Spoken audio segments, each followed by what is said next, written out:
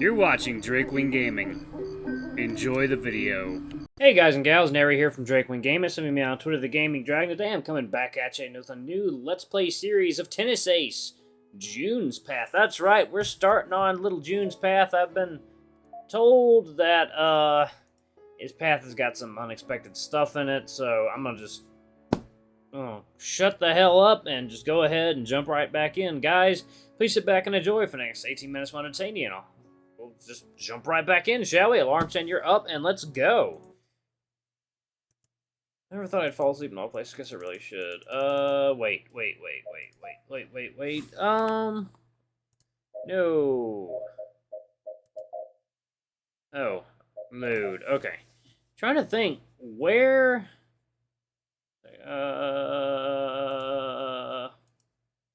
Yo.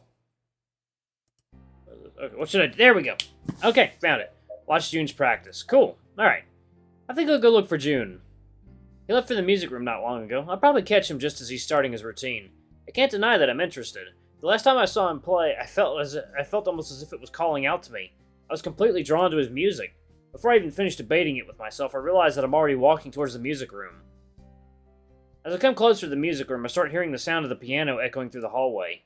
Just like last time, the sound of the piano draws me in. It feels like I'm being called, lured in by a mesmerizing tune. There we go. I go in as quietly as I can, trying not to disturb June as he plays. I don't want to make a repeat of last time. I exercise all my self-control and stay in the back of the room, watching from a distance. I watch June rocking his body back and forth to the melody, gently playing the keys. His hands are moving like a blur. My eyes can barely keep up with his fingers. His brows are furrowed as he continuously hammers the keys. Just like last time, he has his eyes closed. How can he even play the piano like that? It's terrifying how hard he can concentrate when he wants to. This certainly doesn't seem like the same guy who constantly spaces out even when being talked to. But then again, who am I to complain about that? Eventually I notice something that strikes me as odd. June is panting a lot, as if he was having difficulty breathing. He slows down, hunching over the piano. Something is definitely wrong. He's gritting his teeth as if he was in pain. His tail starts flicking randomly, almost thrashing. I instinctively move towards him, slowly at first. No! He's wheezing painfully whilst clutching at his chest. I can tell just from the sounds he's making that he's struggling to breathe. June! I cover the rest of the distance in a flash, rushing to support him. Huh? Yuichi-san! His eyes are completely unfocused. I can tell whenever a new wave of pain shoots up because of how he groans, his eyes squeezing shut. What's going on? What should I do? Do you want me to call the school doctor? June grabs my arm with his other hand, squeezing me hard. No, it's fine. I just need some rest. He's smiling? No, don't look at me like that. Don't smile when you're in pain. This is wrong. Just shortness of breath. This doesn't look like shortness of breath. Does your chest hurt? The answer should be obvious, and yet, in my panic, without knowing what to do, it's the only thing that rolls out of my tongue. He shakes his head, mouthing out a mute no. Just shortness of breath. It's fine. His voice is coming out clearer. His 10-step body begins to relax little by little as he takes longer, deeper breaths. Slowly, he lets go of my arm and adjusts himself on his chair.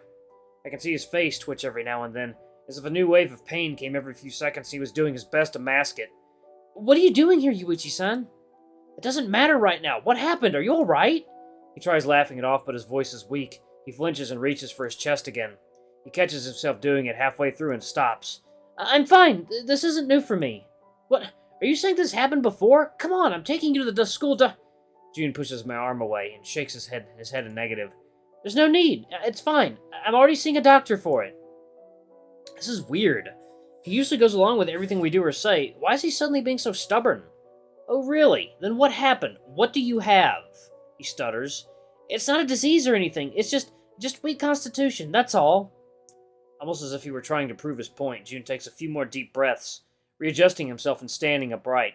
Weak constitution? You expect me to believe you had a bout of chest pain from weak constitution? June, chest pains are serious. It's chronic. I've had it since I was a kid. It's no problem. It happens every now and again. I just have to bear it when it does. Really, you don't need to worry. He's usually so mild. He goes along with anything I say or ask him to do. Why is he being so stubborn all of a sudden? I don't understand. Unable to come up with anything else to say, I merely relent. Alright, fine. I'll believe you for now. But at least come with me to the school doctor to get yourself checked out. I reach my hand towards his shoulder to help him get up. No! June slaps away my hand that was reaching towards him.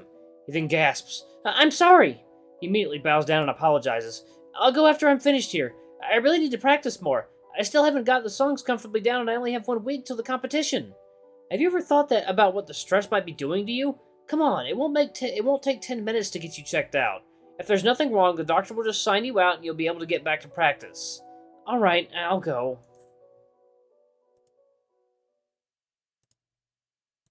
Let's change that to June, and the fourth one shall be Haruki. Alright. June reluctantly gets up. I immediately grab his wrist and almost drag him to the doctor's office before he has time to change his mind. Ah! Well, everything seems fine to me. Good thing we came here after class. There wasn't anyone waiting for a consult, though, so we were able to get in immediately. The doctor does a few quick tests, checking June's heart rate, temperature, and the like. No signs of fever or mucus. Your heart seems to be doing fine as well. Sit up for me so I can check your breathing. The doctor pushes his stethoscope against June's bare chest and moves it around a bit. Ah, that's cold! June almost shoots out of the chair when the stethoscope touches him. Yes, it was already cold last time. It's not going to magically become warm this time. Sorry. Our school's doctor is a very humorous person.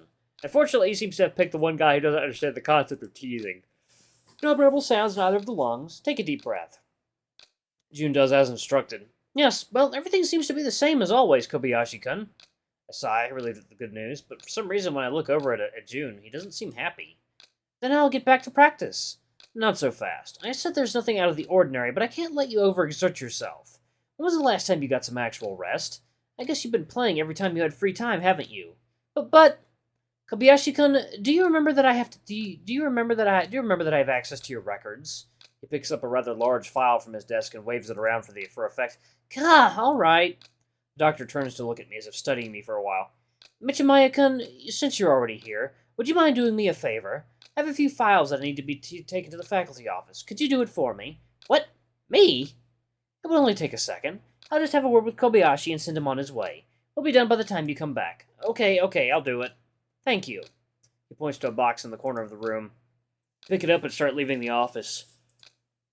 June, wait for me, okay? He nods.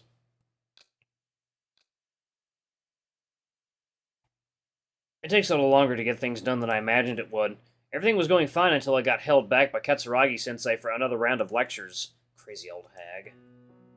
I see June standing by the doctor's office, kicking up some dust at the floor. When I look at his face, I see a look that I've never seen him make before. It's just nothing. His face is blank. It's weird. Bad news, I take it? He jumps up in surprise when I start talking. I guess he didn't notice me approaching? He takes a few moments to compose himself. Then, looking down at the floor again, he stammers a few words. I'm not allowed to touch my piano for the rest of the day. He called my parents and they told me to go straight home. You couldn't have left me alone, could you? Wait, he's getting angry at me? I was just trying to take care of him. I'm an athlete. I take health issues seriously. He keeps glaring at me, except this time I make sure not to back down. If the doctor wanted him to abstain from practicing for the rest of the day, then I'm sure it can't have been for nothing. Can't have been nothing. Eventually, June backs down. He leans against the wall, crossing his arms and looking out at the floor. I guess you're right. It's not fair that I blame you for it. What are you going to do now?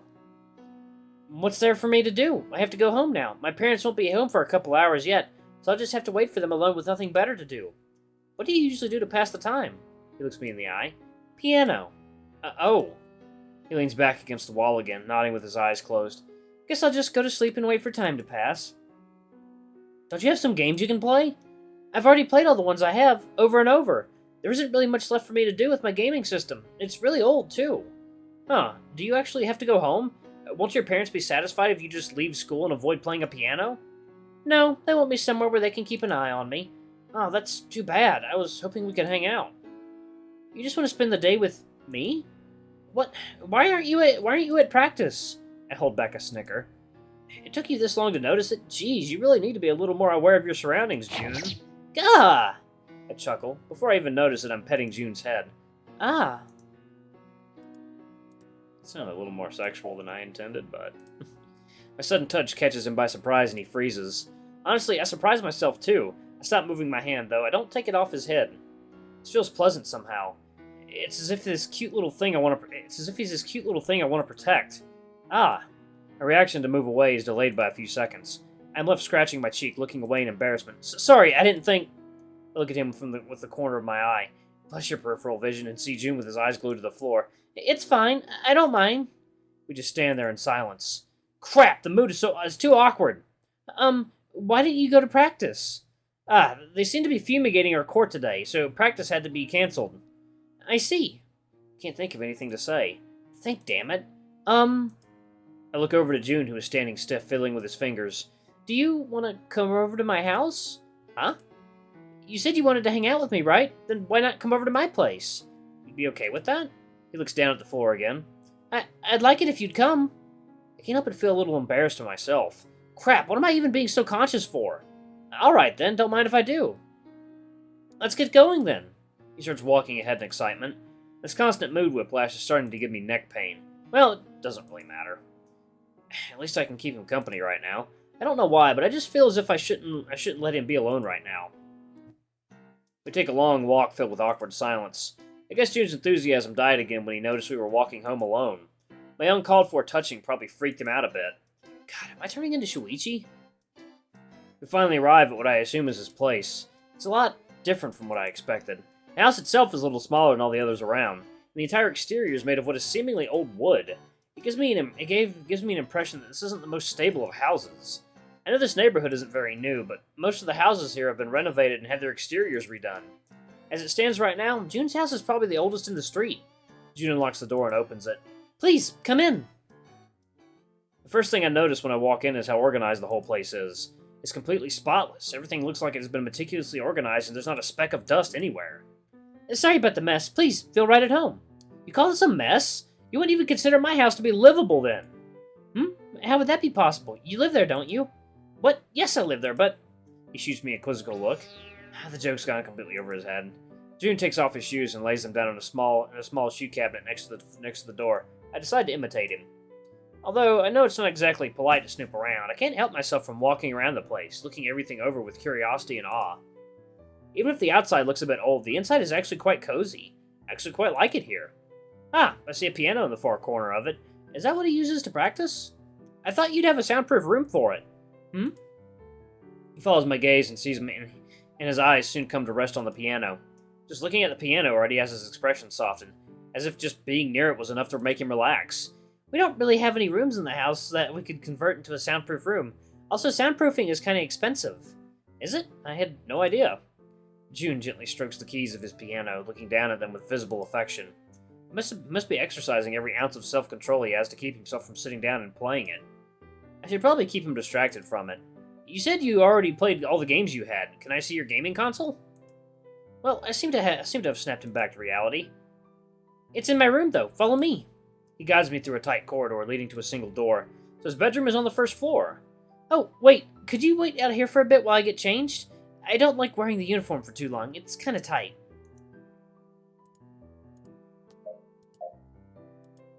Oh, sure.